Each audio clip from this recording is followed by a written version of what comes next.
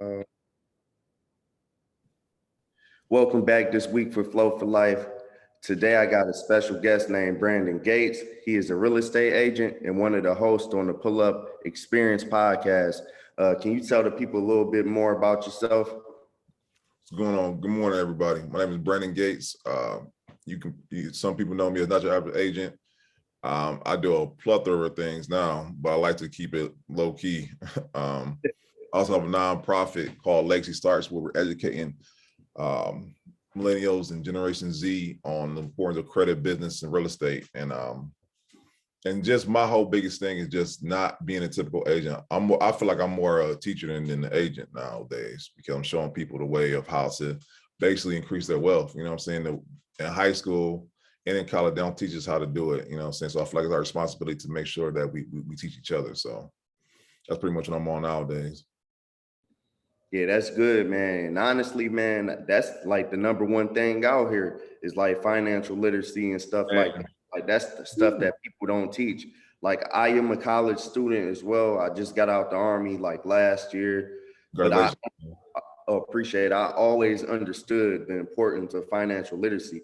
And then it's like I'm in school and it's like they don't teach that, but I'm on the outside learning it every day. And I'm like, it don't even add up. Right.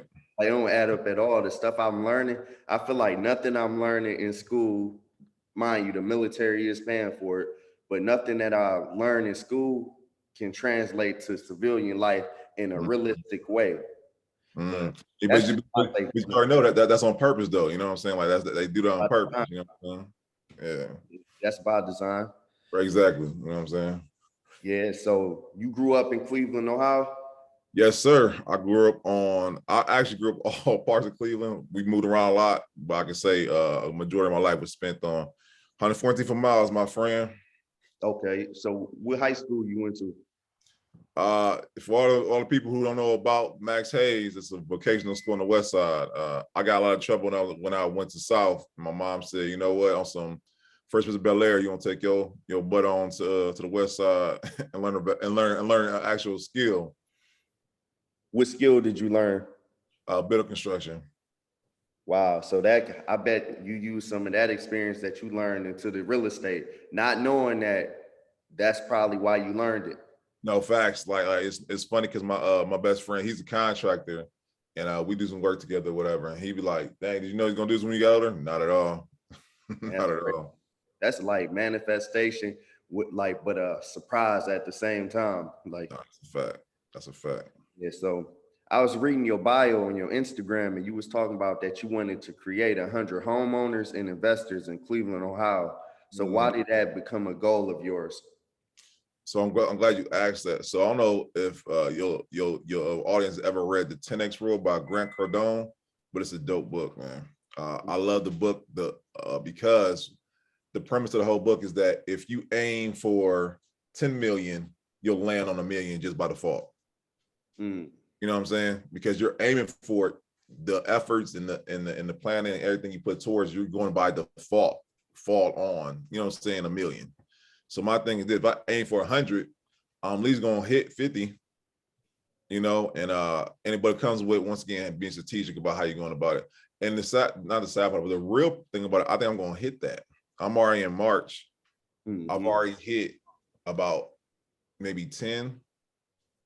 And like, I don't want anybody to think that that's an easy feat, because it's not. You know what I'm saying? Getting somebody, helping them with their credit, helping them get pre-approved, actually finding a house in the market that we're in, these are not easy feats, you know.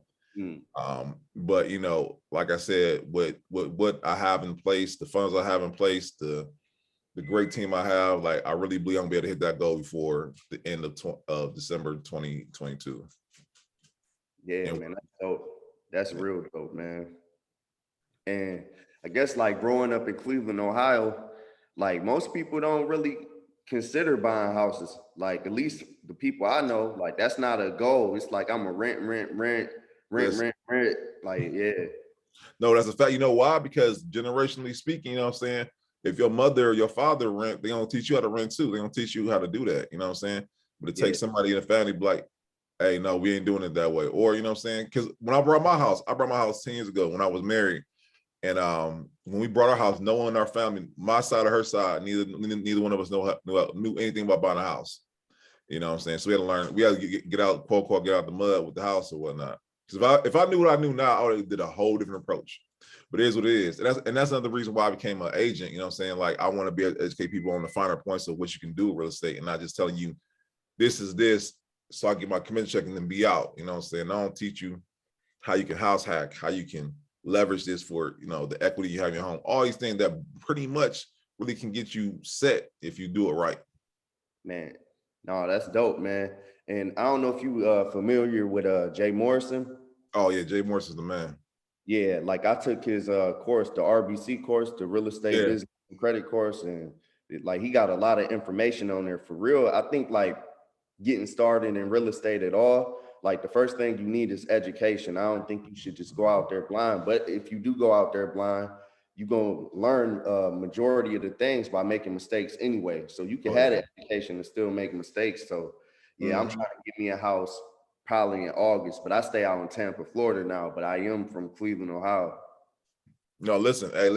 I say you long distance best, man. A lot of people sleep on that. Like, I don't know how the Florida market is down there in Tampa, but I know in Cleveland you can buy your house up here, get the rents up here, and you know what I'm saying, fund your lifestyle down there in Tampa. You know what I'm saying?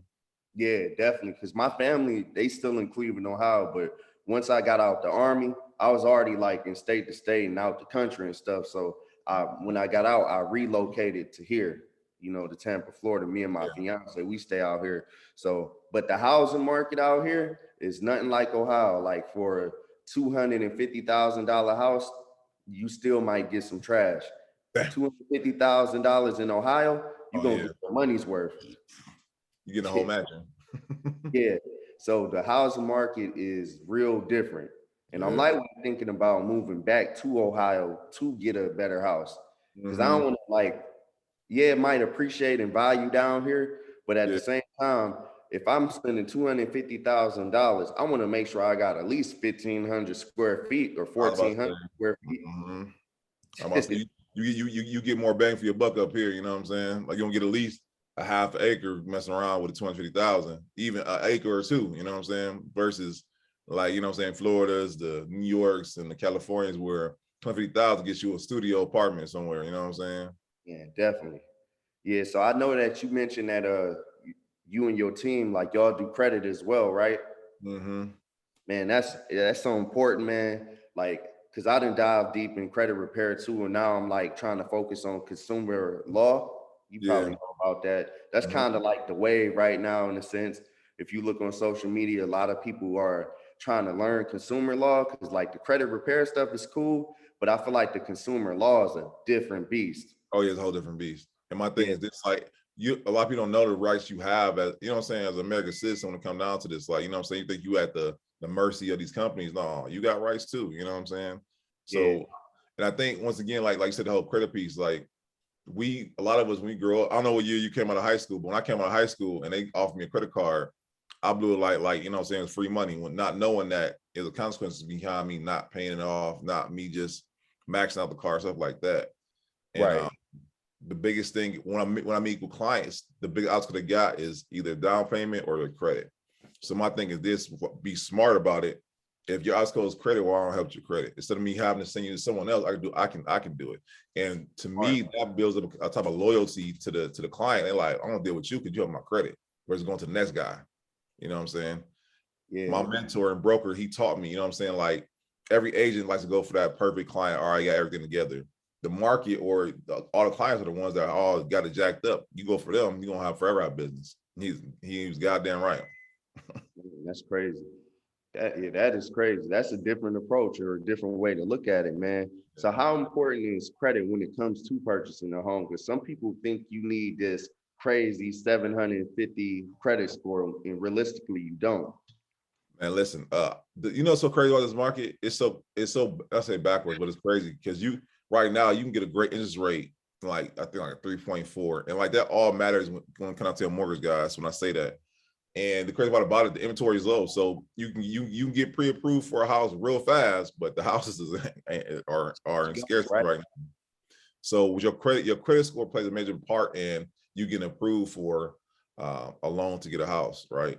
But right now, I can get people approved for the 580 credit score. And I don't think a lot of people know that. You know what I'm saying? Like some loans will let you, not saying get away, will approve you with a 580 credit score. A couple late payments on there. Like it's more lax. When I brought my house, oh bro, I need a 640 above, no late payments, no more than 2 inquiries on your credit report. Like you had to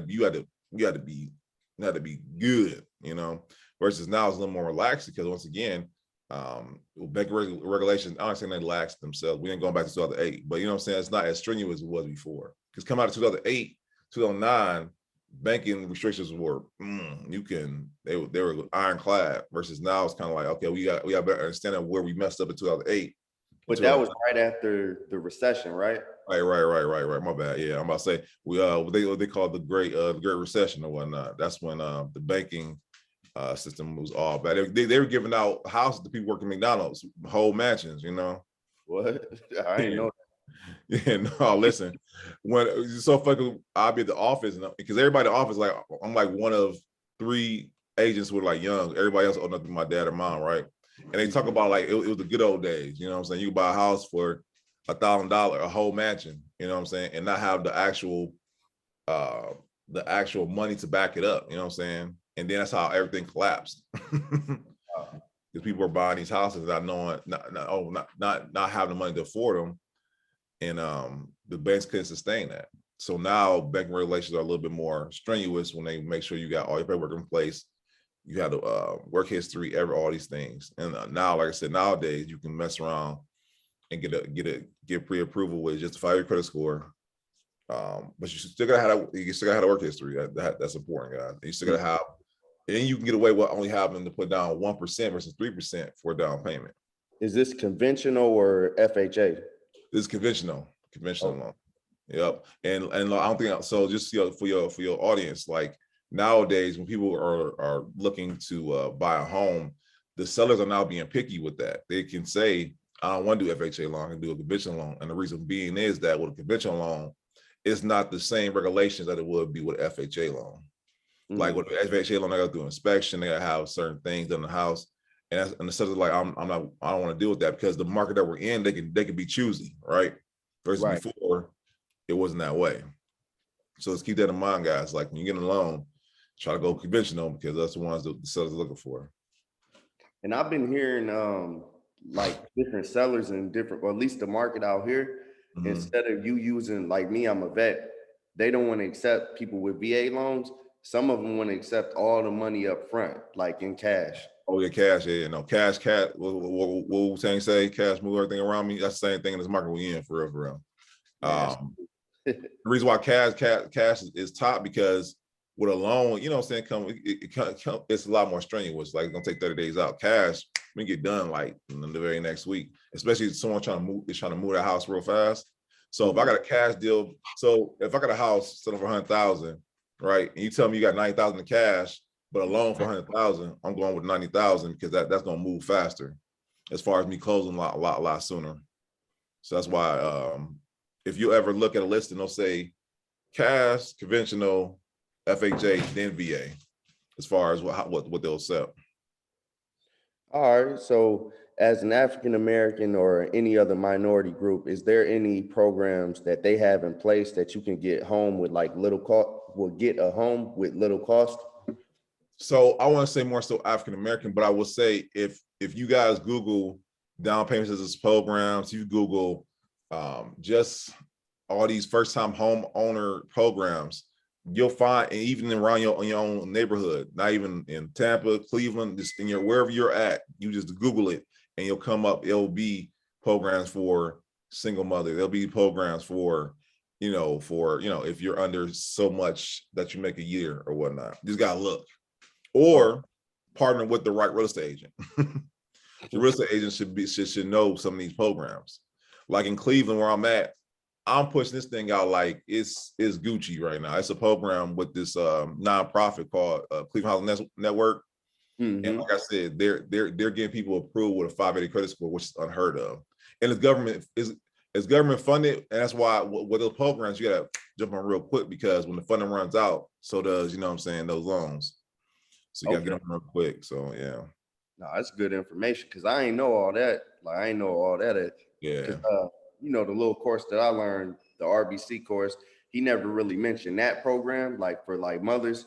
So I wasn't even hip to that. Oh, listen, like I said, you Google it and it should come right up. And like I said, you partner with the right real estate agent. If they're familiar with the city, they should know. Like I can tell you right now in Cleveland, it's about 4 programs I know I get you approved for. You know what I'm saying? And not even with you being a vet. You know what I'm saying? That can get you pre-approved probably that same week. So just gotta give some knowledge. So say if I wanted my first home, right, to be like a duplex or a fourplex, but the lenders say I don't make enough money, what could I do? Oh, that's such a dope question. So I don't know if your audience is familiar with house hacking, but it's a term of what that I like to say. So for anybody, one of the reasons why I'm trying to get into school is because I'm trying to educate these kids who are like seniors in high school about to go to college. And they've been working at McDonald's for 2 years, right? And McDonald's, I think a part-time worker makes about what, 20,000, something like that, not even that, somewhere around there. Probably 12,000 if I would be guessing. 12,000, right.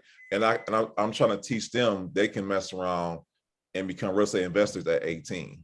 And what I mean by that is by, like I said, buying a duplex or a triplex, whatever may be available, buying it. And what happens is they'll take your 2 years of working at McDonald's, right? Because you got a proof of income and you have a salary that you're making, but then they'll take that, you got those 2 units or 1 unit as your overall income as a whole, and they'll factor that all in. So now you went from 12,000 to now you're gonna have yearly income of 40,000 now, right? And now that will help you get pre-approved for that triplex or duplex now. So if I learned it correctly, if I remember, it's called total earned income, right? Right. And that rental income is now right. And that now that potential rental income is now part of your overall income now. Okay. Yeah, so that gets you approved versus just your McDonald's salary or whatnot. And even with that, it's strategies around everything. When I tell you it's a way around everything, it really is, man. Because you can then come in with let's say you get a roommate, both of y'all are McDonald's now. You know what I'm saying? Now you got 24,000, you know what I'm saying, which was again makes you guys look better on paper. And you guys, and if they manage their credit properly, they can become real estate investors at 18. Can you imagine at 18 be a real estate, you know what I'm saying? Be a real estate investor? Man, if I seen that would be dope, because I've been seeing a lot of people like younger that's been wholesaling. Yeah, I know some real estate agents might not like the wholesalers, because like the wholesalers, you basically being the middleman. And honestly, if you not an agent and you trying to find your way in, I kind of recommend it. Like, you know what I'm saying? Like, I salute wholesalers, you know what I'm saying? At my brokerage, you know what I'm saying? Like, I feel like it's not a bad competition, but my broker always saying like, how are we going to get the market back from the wholesalers? Because it's a study out there that said 40% of the market share is being taken by wholesalers, and ain't by other agents. It's wholesalers. I ain't know that either. Yeah, because they out there getting it. You know what I'm saying? They the one calling you at dinner. They're the ones who are putting mailers in your mailbox. Versus real estate agents, they wait for you to come to them. Wholesalers are going to the actual seller. Yeah, you know what I'm saying? So you gotta respect the hustle. And I know real estate agents, they got a bone to pick with them.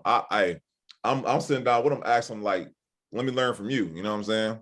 Because the approach you using is obviously working. My approach ain't working, or used to not work. But yeah, no, I mean with wholesalers all the time. Like I got wholesalers that I work with that if I can't get in if they can't get a deal on the wholesale side, they come see me on the retail side, and just vice versa. You know what I'm saying? Because why let that business go? Why let that deal sizzle out when you can find a solution to a problem? You know what I'm saying? And vice versa. So yeah, like in 2020, I think I started learning about wholesaling. I had a house in Pennsylvania under contract, and for whatever reason, I still was new, but I couldn't find an investor to do it, because like most of the investors, basically I'm gonna say that I locked in the deal too high. So when I proposed that contract to an investor, he was trying to talk me lower than what I offered the seller. See what I'm saying? So in a sense, man, I put down I think $1,000. And the way that I learned wholesaling, I shouldn't have put that much down for the escrow or whatever. Yeah. Yeah, but I was I'm like, glad, but you learn, right? You learn, you never do that again, right?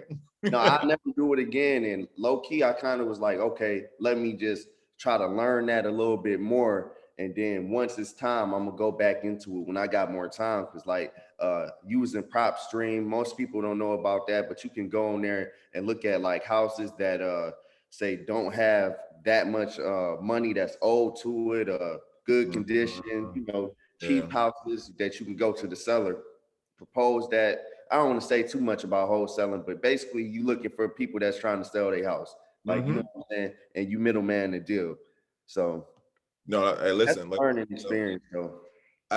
before I became a real estate agent, I was out here hustling. You know what I'm saying? So, my hat goes off to him because, like I said, you are hustling. And if we'll spend a whole another hour with all the mistakes I made.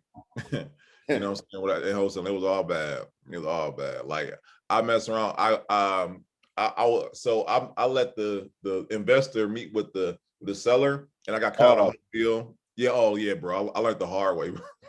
So what happens in that case? Because that almost happened to me. I got cut out the deal. I got cut out the whole But deal. if you have them, see, this is what I learned. I could be wrong, but what I learned is if you have them under contract, they can't do that. Oh no, and that's another mistake I made. I didn't have him in the contract. It's all word of mouth. Oh man. Yeah, exactly. And he knew that, and he was smart. He was like, "Oh, so you didn't get in the contract yet?" And I'm thinking everything's sweet. Not at all. Yeah, no, I feel that, man. It's crazy because people, that's anything in life. People kind of prey on our ignorance, you know what I'm saying? And us not knowing. And that's why I was like, man, I need to know a little bit about everything. Everything that I'm doing or trying to do, I got to learn a little bit about just so I don't get played or whatever. But, you know, it's going to be people that got skin in the game that's going to take advantage of the new people just to make some money. So, no, hey, listen, you live and you learn. My thing is, I rather fail forward than I try at all. You know what I'm saying? Like if I fail, that's fine. I learned. You know what I'm saying? I'll tell you what. First off top meeting contract. Boom. Here we go. Let's get that off top. Versus, oh no, I'll take any word on it. Man, forget that. yeah, no, for real. Yeah, so I know you talked about the conventional loan, and we spoke a little bit about the VA loan. But what do you think the better loan is between the FHA, the VA loan, and conventional loan? So shout out to our veterans, man. Them VA loans is the dopest loan I've ever seen in my life because you ain't got to put the money down. So I mean, it all depends on what you're trying to do. It all depends on who's doing it. But to me, if I say like an overall loan that works best, that I like right back to the conventional loan because isn't that as strenuous with a FHA loan? And FHA loan is just what it's saying first time homeowners loan. And reason why I say because conventional loans you can get done a whole lot faster than the FHA loan because it goes through so many different strenuous processes that most sellers don't want to deal with it. Inspections, this and that. And if they don't seem and deem it possible, it's not going through. Versus conventional loan is not as strenuous, you know what I'm saying? And then you can actually, it's a lot of different things. Like a seller can help put down some more for the down payment. So you know what I'm saying? They can get the deal done a lot faster and with different options versus the FHA loan, which is a lot more strenuous. VA, once again, I'm working with a client right now. She an investor. She got approved for $600,000, man. $600,000 all time. I'm like, dang. And she got put down no. Yeah, she a veteran. Yep. Yeah, she a veteran. You know what I'm saying? And like my thing is like this, like she ain't put no money down. So she could buy. So we found with a VA loan, you can only get up to like a four suites, a four unit residential place where it becomes commercial. So you can't get any commercial with VA, but you can get up to a four suiter.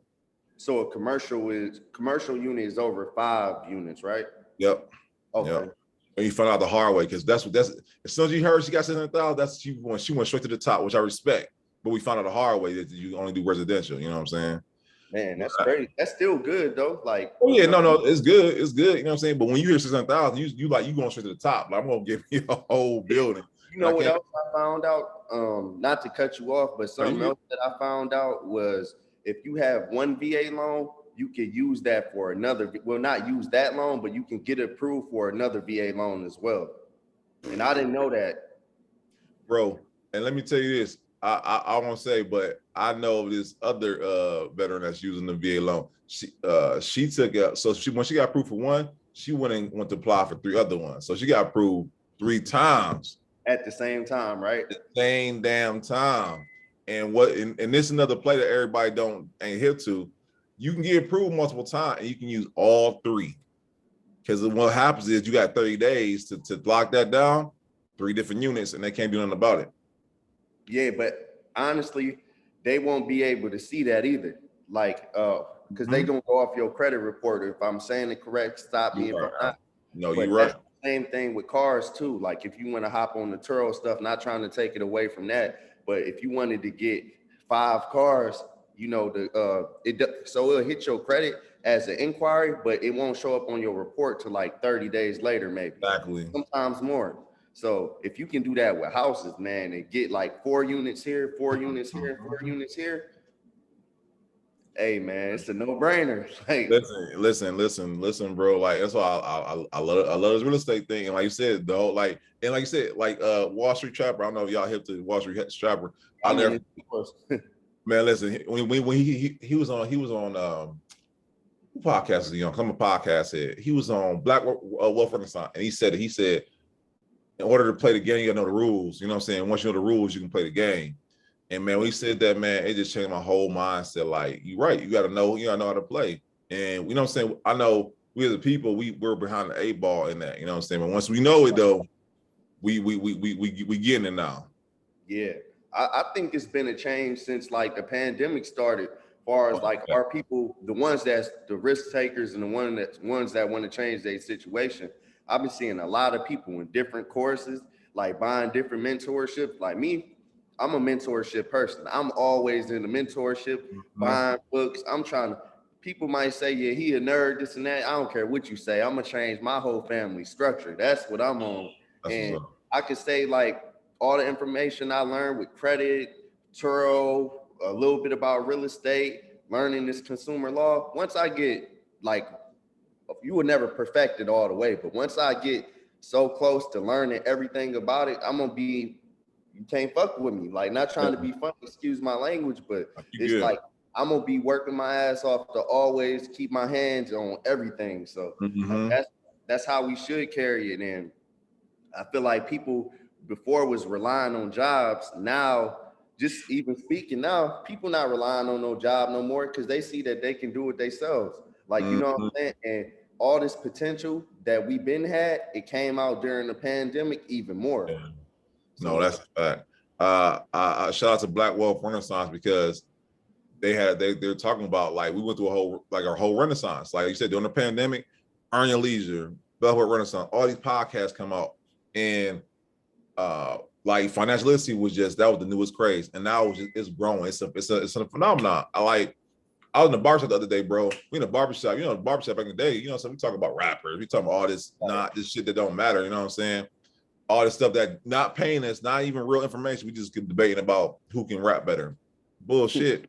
And the barbershop, we talking about stocks now. We talking about, you know what I'm saying, actual ways to like grow our wealth, which is blowing my mind, you know what I'm saying? I'm like, this wasn't talked about a minute back, you know what I'm saying? But it's a new wave though, you know what I'm saying? Yeah. And honestly, with this information, I believe like in the Black community, I feel like with all this information we learn and stuff like this, we can bring down the crime rate, we can stop the murder rate, everything. I believe people that's getting out of jail, they end up going back because they ain't have access to the information that we've been tapping into. But if they get a hold of this and start like doing trucking or something like that, and then they have a fleet of trucks, they'll never want to be in the streets again. No, that's facts. And my thing is this though, and this is where we gotta be careful because now we are learning. I just I say not my fear, but my worry is that as soon as enough of us get on, they gonna switch it on us again. You know what I'm saying? And then you kind of see it with the whole metaverse thing. You know what I'm saying? Like now we over here now. You know what I'm saying? So we gotta be careful and do our due diligence. You know what I'm saying? And like you said, because I feel like we kind of behind the 8 ball on that because this stuff they've been learning since they was kids, kids and stuff like that, right? Now they're on a new way with the metaverse. We gotta make sure we just gotta continue learning, you know what I'm saying, and continue to progress as a people. and now it gets stagnant. Like, you know what I'm saying? Like I'm seeing it for what it is. I'm even on the real estate side, I'm seeing like people are buying real estate in the metaverse now. Like that's a big thing. Like people are actually buying virtual land. And my thing is this, like, you know what I'm saying, we gotta make sure we stay on the cutting edge. Of course, keep learning, keep knowing the present, but don't just stay here, look toward the future. You know what I'm saying? Definitely. So I guess speaking on like home ownership, right? Why do you feel like people like the mindset of home ownership? Because a lot of time, I think a lot of people seen impossible when they growing up. If your mom was a renter, your grandmother's a renter, or if your, you know what I'm saying, your great grandfather is a renter, you know what I'm saying, that's all you know. And it takes a real mindset shift. Like for me, like, unfortunately, my mom, my grandmother, my aunts, my uncles, everybody rented, right? So that's all I knew. It wasn't until someone told me, you know what I'm saying, after I got married, so having kids, like, you need to get them out of here and move somewhere else. So my thing is, it comes back to mindset, you know what I'm saying? One, to be shown as possible, and two, like you said, mentorship. Mentorship is key. I know cliche to say, but it is what it is. The book that did it for me was Rich Dad Poor Dad. You know what I'm saying? And understanding. That's a legendary book, right? It's legendary book. I promise you, it will. I I read that book. I looked at everything different. It was like my glasses came off, and I'm seeing things in a whole new light. You know what I'm saying? Yeah. And one of the things that it emphasizes on is investing. And your house is literally an investment. It's one of the most important ones you will ever make in your life. You know what I'm saying? But it's mindset. It's mindset, really is. That's what it boils down to. So, and that's why I push it so hard. Me doing this nonprofit, Legacy Starts, is because legacy and the tagline, Legacy starts with you. You got to be the one. You're gonna be the one to change it for your family. Like you said, for you, your family, same thing. My family, same thing. You know, it takes one to be like, oh, there go Brandon over there reading his books. You know, think you better than anybody else could get a house? No, I don't think I'm better than anyone else. Do you want to know how to do this too? Yeah. You know, I can teach you. I can show you. At this point, I'm just trying to build a legacy. Like let's leave our family some. When I leave this earth, I want to be able to leave land. I want to leave properties, like life insurance. I want that to be high. You know what I'm saying? I want all my nieces and nephews, my son, like they all need to start with something. Because a lot of us, when we turn 18, we going to a community college maybe. Then we might transfer over to a university. Yeah. And it's like, you know, like what now? Like we don't have anything and we owe student loans and now we trying to get a car. We struggling. Like I don't want my kids or nieces and nephews to struggle for nothing. And I can say legacy is the most slept on thing in our culture. Like most people ain't think like that. They just living to live. Yeah. I can't tell you how many times it kind of bothers me when I get on the internet or I get on social media and like someone passed away and everybody acts like GoFundMe, you know what I'm saying? Like it's unfortunate, you know what I'm saying, that we got to do that instead of actually getting a life insurance policy. One of the things I learned, you know what I'm saying, from one of my clients was that in the Jewish community, what they do is that, and that's how they build wealth. They do it through insurance for so while. They'll get an insurance policy of the eldest person in the family. They know they're going to die. They know they're going to die. And that's another thing, we get out the mindset, we're all going to die, right? And with them knowing they're about to pass away soon, all the eldest in the family, they'll get insurance policy on that person and they'll pay together. And I'm talking about the highest, but I'm talking about like 80 million, something crazy, right? And they're all paying on it, right? We good. Yep, they paying on it. And when that person passes away, guess what? Everyone will pay on it, money getting distributed, and they do it all over again. You know what I'm saying? Yeah. And it makes sure they're able to marry the person, but then at the same time, they're building wealth. So someone in the family wants to build a business, well, here go about 100,000 right here. I got it. You know what I'm saying? From the insurance policy from right here. You know what I'm saying? But that's what I mean. Per example, once again, not knowing these tactics or whatnot. Yeah, but that's a gem. That's a gem right there. And then it's like the person that passed away, he or she probably didn't want to pass away, but they know, like, okay, when I pass away, my family gonna be in a better position. And keep this going. So exactly. The funeral probably was more of a celebration. Man, listen, I was in church, the pastor said something real. He said, when you pass away, people gonna be sad, but they should also be, you know what I'm saying, also be like excited, like not excited, but you know what I'm saying, like glad, like, you know what I'm saying, like thank you, you know what I'm saying, because you did something gonna put me in a better position. And that's how it should be versus everyone's sad, everyone's scrambling to see, you know, how we gonna pay for this, how we gonna pay for that, how to take care of this. You know what I'm saying? Right. So yeah, no, listen, the power, and once again, that's a tactic that we didn't know nothing about. You go to your family and tell your aunt, we'll put a insurance policy, what first thing she gonna say? You trying to kill me? You trying, you know what I'm saying? You trying to take me out? Like, no, you know what I'm saying? Like you about to pass away. Like, let's make sure you got something in position. So it's a mindset thing, for real, for real. Yeah. Like just to speak on like my situation, like one of my uncles, he just passed away about a couple months ago. He had a life insurance policy, but it was only like $3,000. Mm, You know what I'm saying? And like before he passed away, his son passed away a couple months before. mm, So like his son, I don't think his son had a life insurance policy, but he had one for himself, my uncle. And when yeah, he passed away, yeah, it covered a little bit of the funeral, but for the most part, it's like you didn't leave your kids or your family with anything. Like, you know what I'm yeah, saying? And that's, you know, that's kind of where we go wrong in the Black community. Like, I feel like everybody should have life insurance because like our time on this earth, it's like you can't predict when you go leave. mm-hmm, You can't, because you seeing random people pass away that you like he wasn't even into nothing. How they yeah, murdered or mm-hmm. like it's like you thinking it won't be you, and it can be you any day, any moment, Yeah, any time. that's a fact, bro. That's a fact. That's a fact. Like I'm pretty sure people, no one will leave out the house in the morning saying, "I'm gonna die today." You know what I'm saying? Like they go out, going to work, going out, seeing this person, and thinking everything's sweet when they, you know what I'm saying? They don't know it's the last time they can walk out the house. And I think we just got to wrap our heads around that. You know what I'm saying? Like death's inevitable, but what you like you said, legacy. If you think about how this is gonna affect my future for not only for myself but for those around me, I think everyone will move differently if they did that way. You know what I'm saying? No, definitely. So can you tell me about your rent to own program? So it's a couple different programs. My thing is that if you guys go on the internet, once again, Google is a monster, but it's a program that I directly deal with called Divi. And what happens is they'll buy the house for you. They'll actually go out and buy it. And what happens in 3 to 5 years, you're making payments, but part of the payment is going towards a down payment toward the house. So they're pretty much grooming you for home ownership.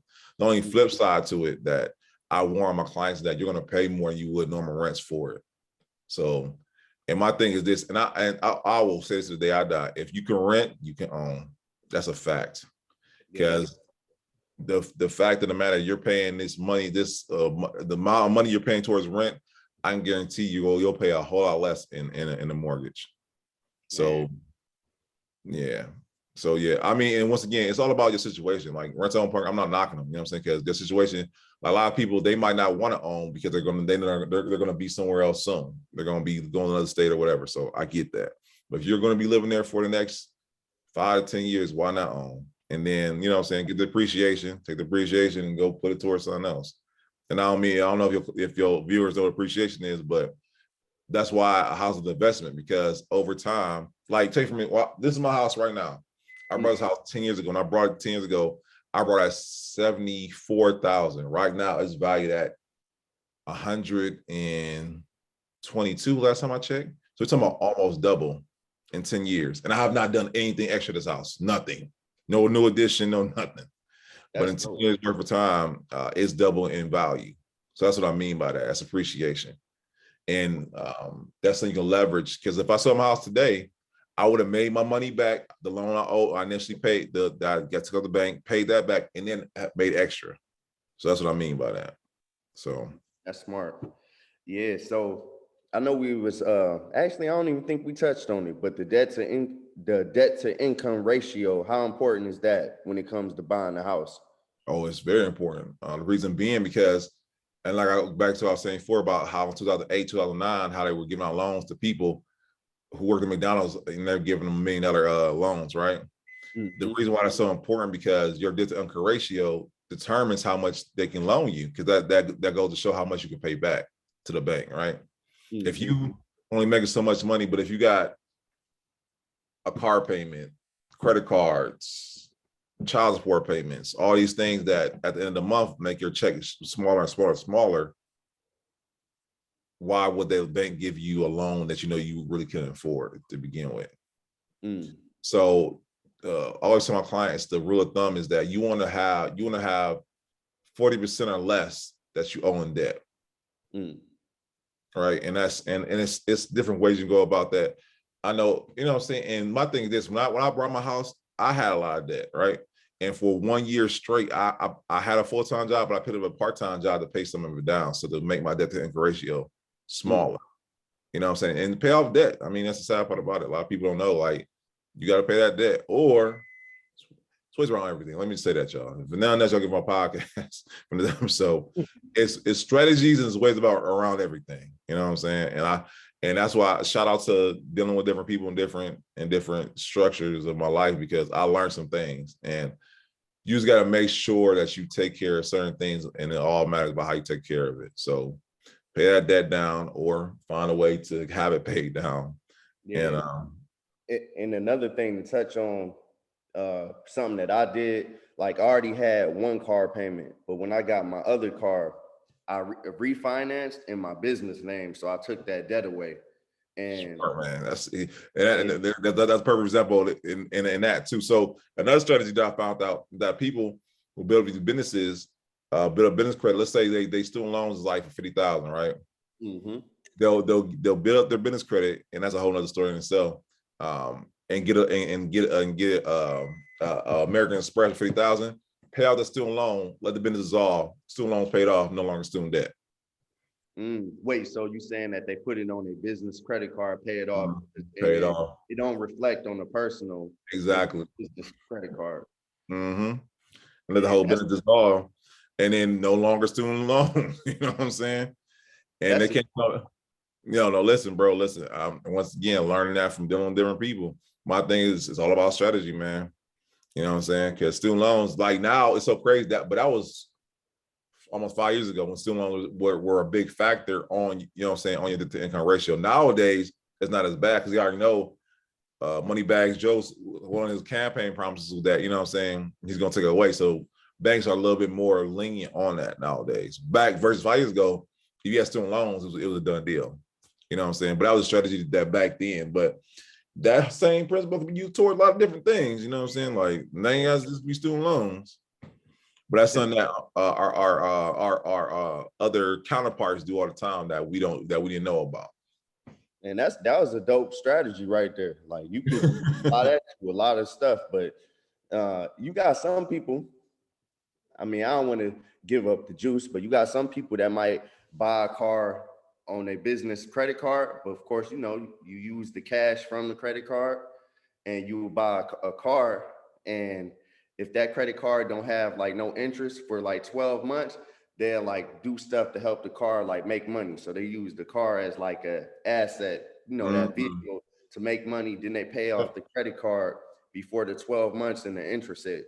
So it's like, it's a lot of different ways to make money, to get your debt down. Like, you don't have to rely just on one source of income. And that's something I learned. As soon as I got out the Army, I'm like, I'm about to tighten up on financial literacy, and I need to be sharp.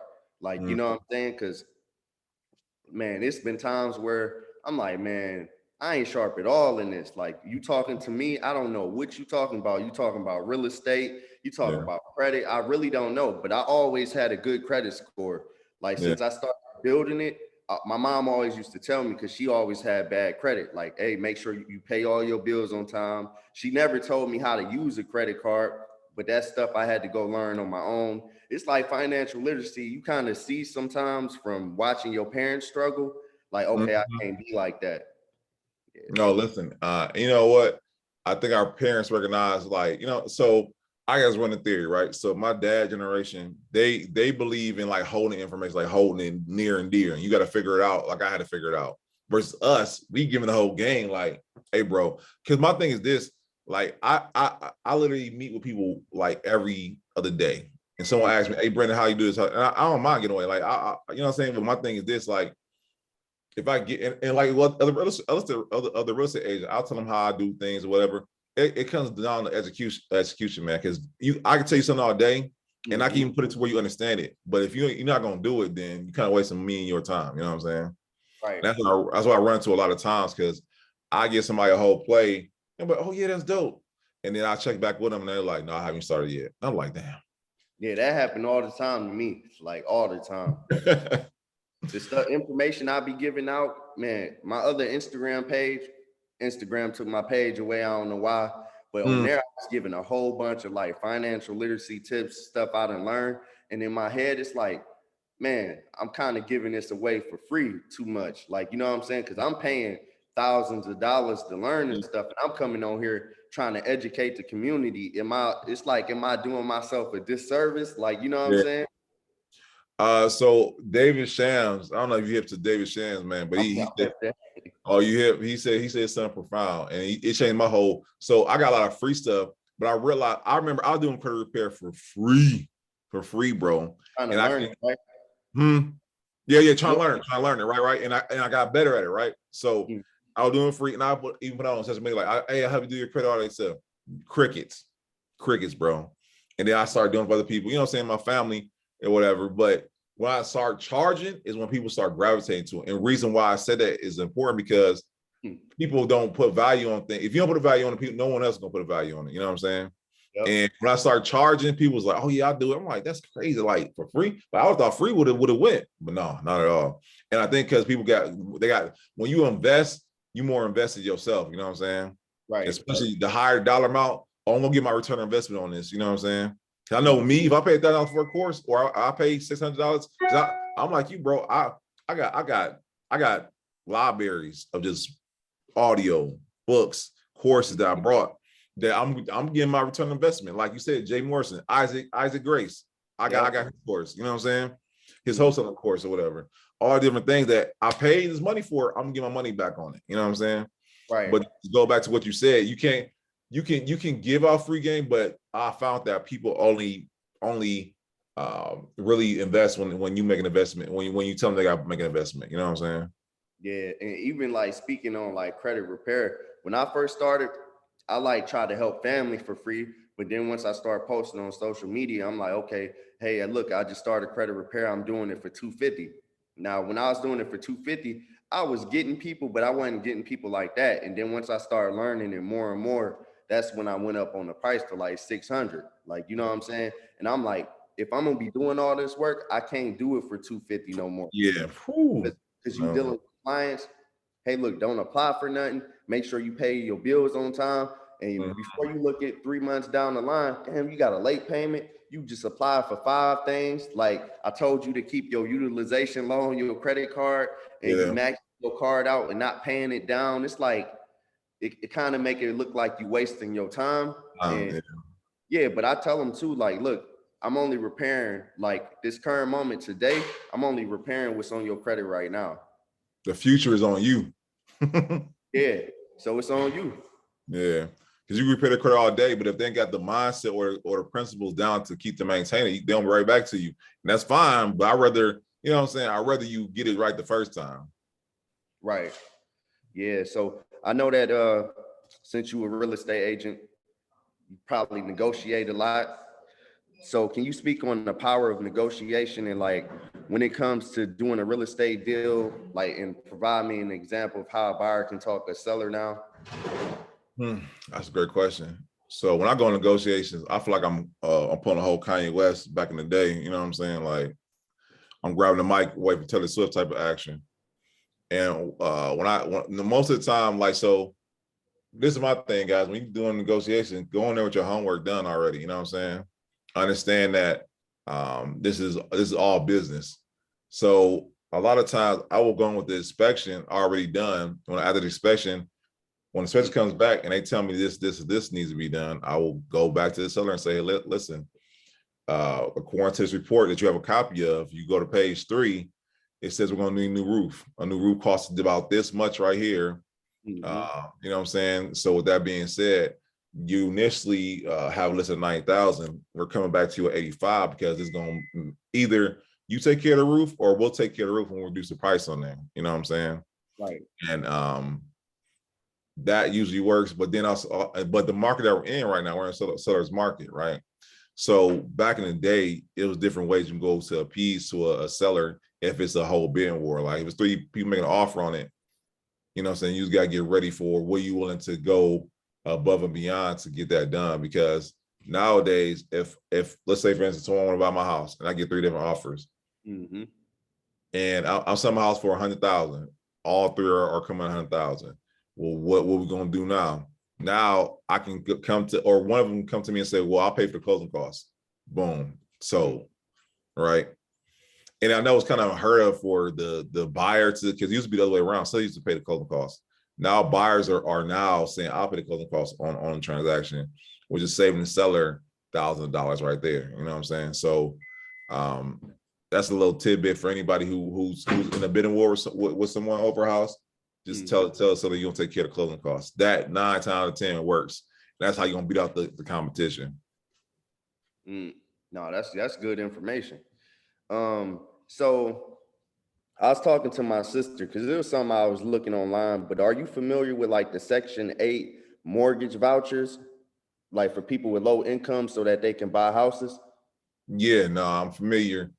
And the only thing about that is like, and this is not saying anything against anybody in Section 8. My thing is, again, you just gotta they gotta understand the mindset at the end. They going from only paying so much a month in rent, so they don't understand the principle of having, you know what I'm saying, paying a mortgage going forward. So it's like me handing someone who's never handled a gun, expecting them to hit all their targets, you know what I'm saying, shooting practice, you know what I'm saying? So I'm familiar with it, and they give it to people, but my thing is, I feel like they selling them for failure because they don't understand the principle of, okay, you went from Section 8, only paying this a month. Now you got a mortgage that now depends on you paying it on time, and the mortgage is gonna be more than what you normally will pay. So is Section 8 paying the, I guess, like the mortgage for them, or how is that done? So my thing, I don't know how it is everywhere else, but I know here in Cleveland, like it's more transitional. Like you graduated from paying Section 8, and again, they're helping you get a home. And I, if I'm not mistaken, I think they're paying a certain amount, but then after so much time, like it's on you.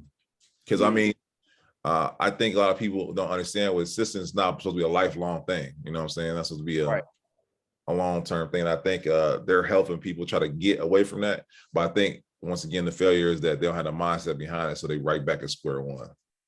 Wow, that's crazy. And that's with anything, or trying to learn or start anything, you got to change your mindset first. Because if you go in anything and you got this lazy mindset, or not to get up and go mentality, and you trying to do, say, real estate or be a real estate agent, it's not going to work out for you. You're not going to be successful in it because you don't got the work ethic. Like, you know what I'm saying? Like, you're not thinking, who is this going to impact, like your family? Like, you got to do it for somebody. You got to have some reasons, some power behind your execution. Other than that, you're not going to really take it serious. That's a fact, bro. Yeah, man. What else I got? So the home inspection, right? Why is that part of a real estate deal so critical? Reason why that is because you don't want to be left no dud, right? Because everything can look good on the outside, you know what I'm saying, or it can look good as aesthetically speaking.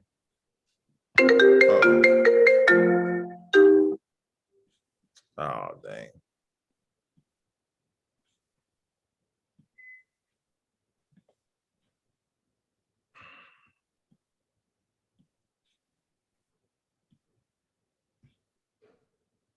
Hello?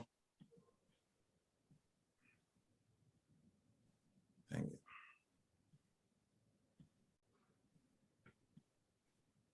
Can you hear me still? Yeah, I hear you. I was going to ask, like, you got to get that phone call? No, hell no. My bad. And I hate how my phone is hooked up to my laptop. My bad. Yeah, that's how mine is. My bad. I took that off. But I'm sorry. There was the question again. The home inspection. Why is that so critical when it comes to a real estate deal? My bad. So with a home inspection, like I said, you don't want to buy a duck because aesthetically everything can look good on the outside, but foundationally it can be all bad. I've seen houses that, you know what I'm saying, look good on the outside, yard clean, everything good on the inside, going inside, it look like a trap house, you know. And then the foundation is all bad. Structurally speaking, is all bad. Like pretty much is pretty much about to crumble. And that's why inspection is so important, because you don't know unless you have someone with the knowledge looking at it.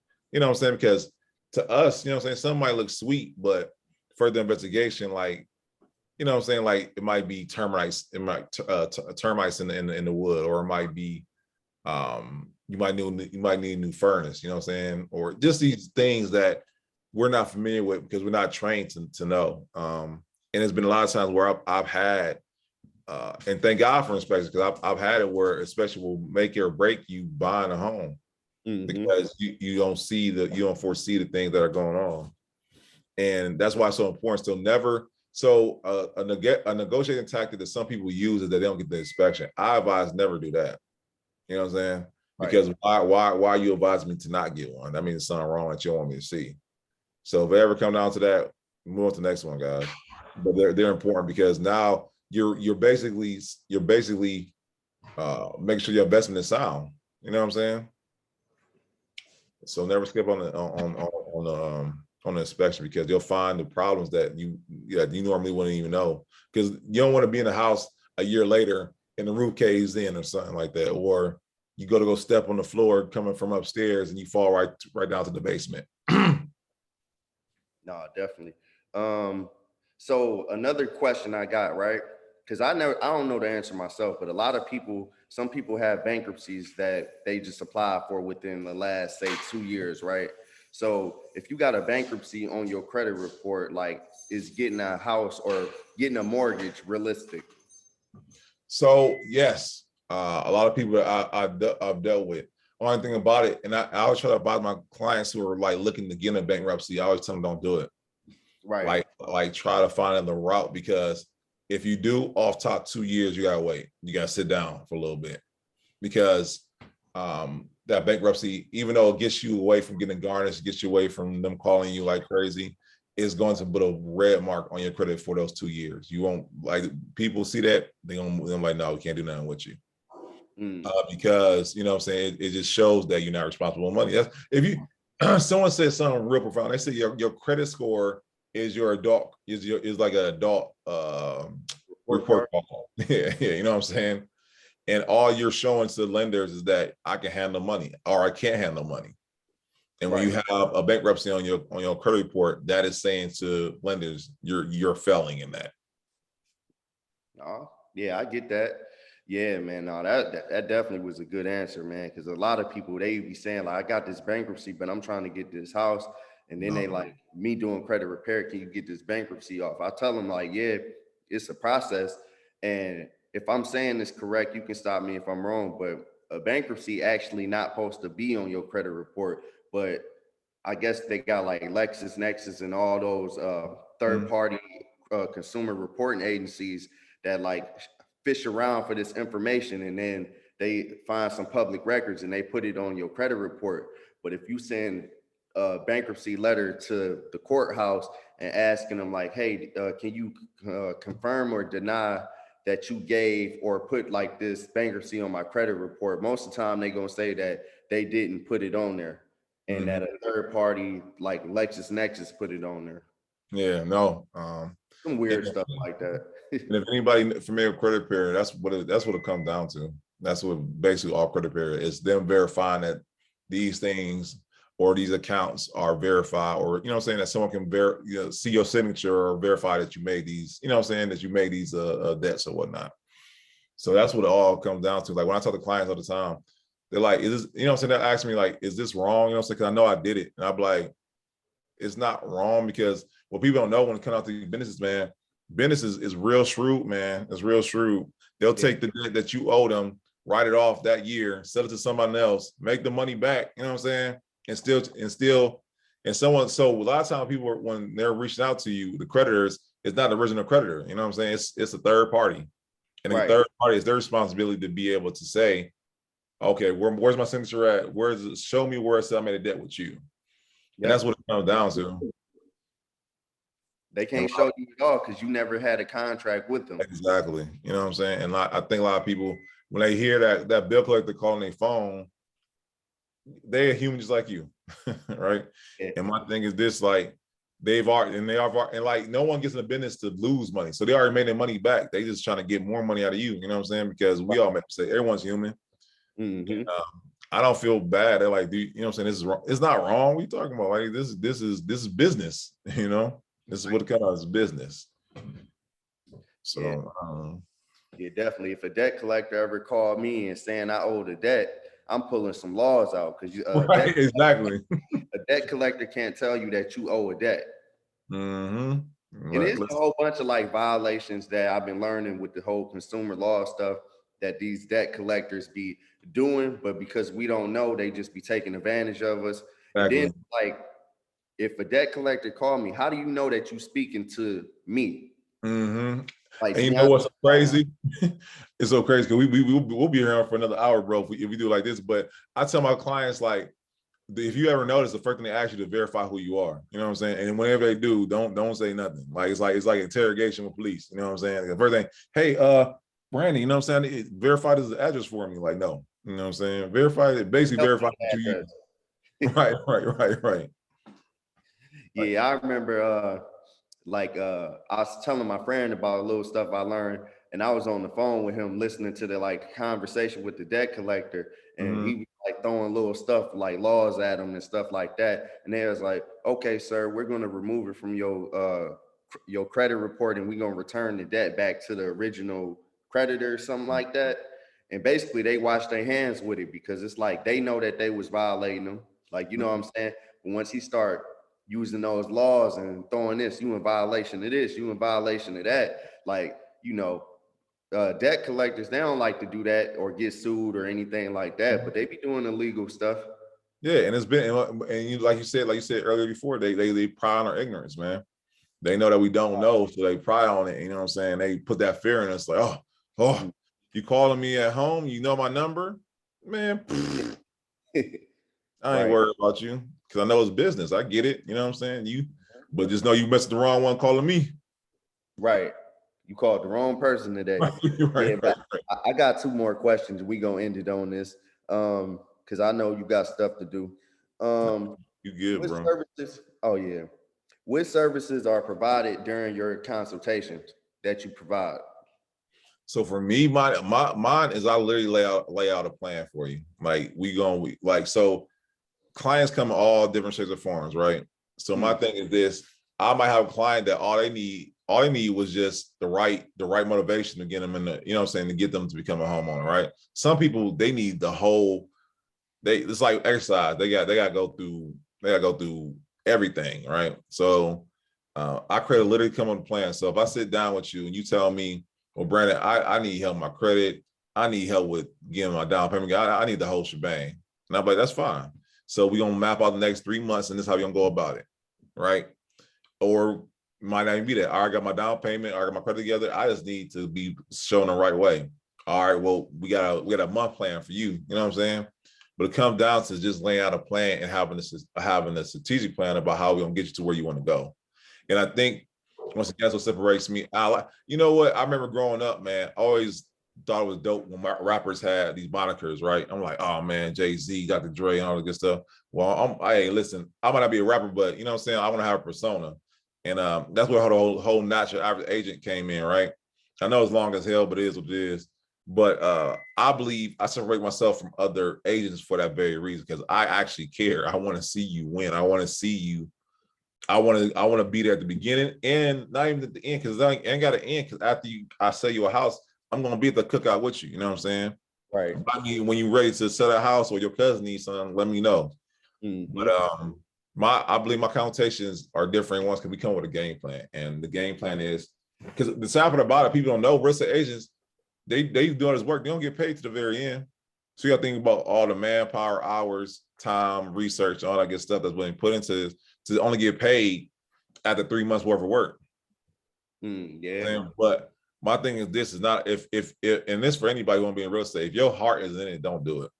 Don't do it. You'll mess around and start losing hair early on if you know what I'm saying, if your heart's not in it. You know, so you gotta have a passion to work with people. You know what I'm saying? So I guess to wrap it up, I always ask my guests this: what's more important to you, the journey or destination? Ooh, that's a dope question. For me, my journey, my journey has been just that, a journey. So I don't know where this is going to take me in the end. So it's all about the journey for me.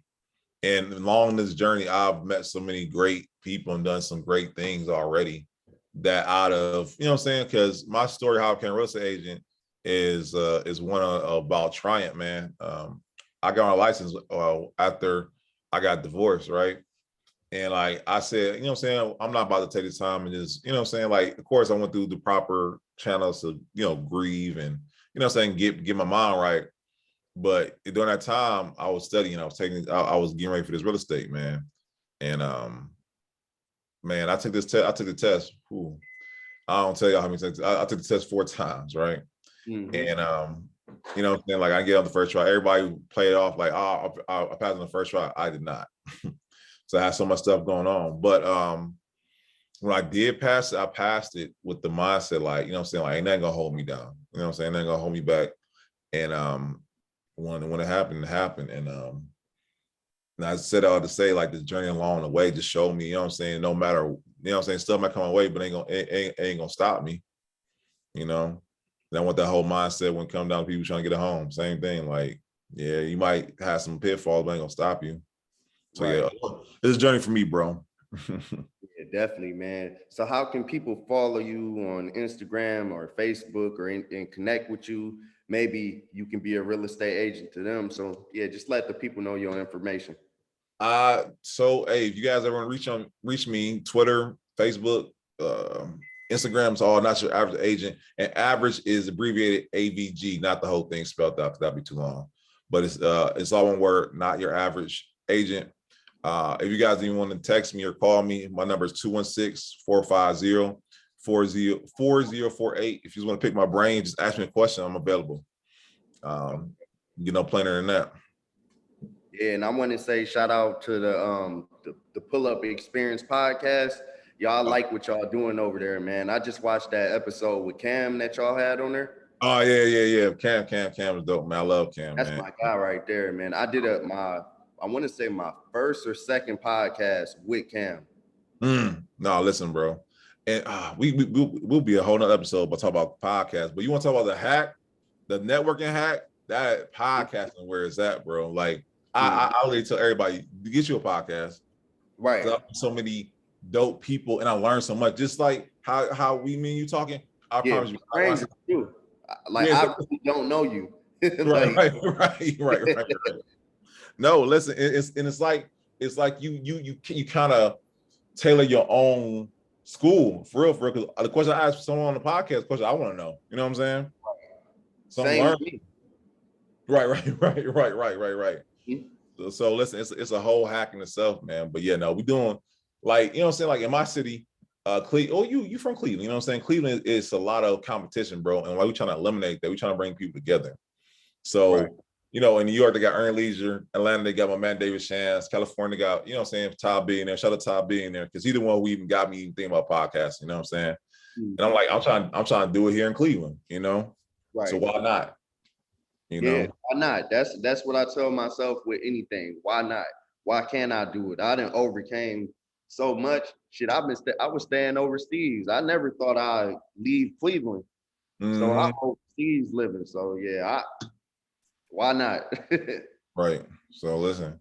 Yeah. Hey, listen. Hey, I appreciate you, bro, though. You know what I'm saying? Because, like, you know what I'm saying? I know a lot of times people, you know what I'm saying, they get, not saying timid, but they, you know what I'm saying, they don't feel like asking. Like, I ask everybody. And if you tell me no, it's fine. But I appreciate you reaching out, man. I appreciate being in your podcast, man. I appreciate you for even responding. Because like I said, like, I'm a stranger to you. You a stranger to me. But you still, we know similar people. You know what I'm saying? People friends. But I appreciate you for even responding, because some people don't respond. Like they might look at your followers like I'm building this page up, and I can say like I got like maybe 600 followers, 500 something followers, but it's like I'm building it up.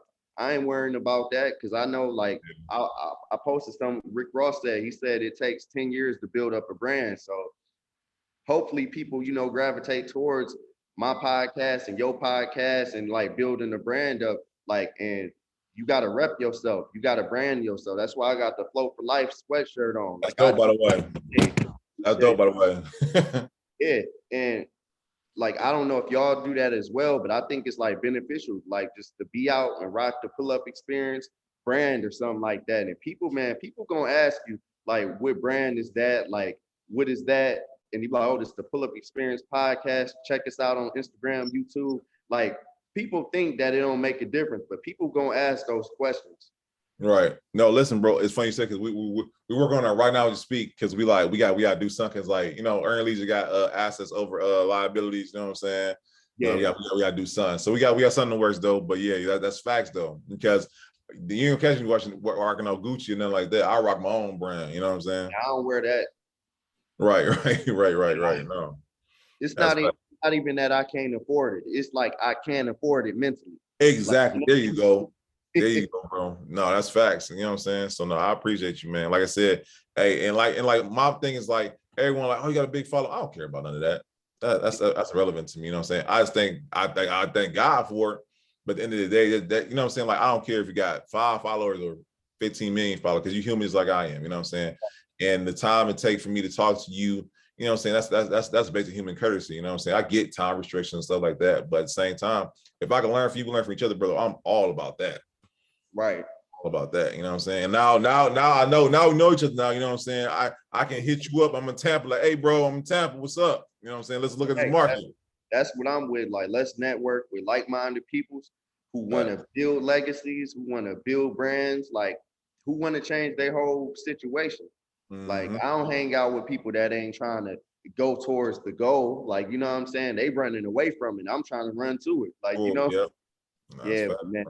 I appreciate you for, tapping in, and we gonna connect in the future, the near future, hopefully, you know what I'm saying, and we gonna keep it going. But thank you for coming on. Yes, sir. I appreciate you, man. And hey, shout out to y'all for watching. You know what I'm saying? y'all the real ones. Definitely, man. All right, man. Enjoy your day. Yes, sir. All right.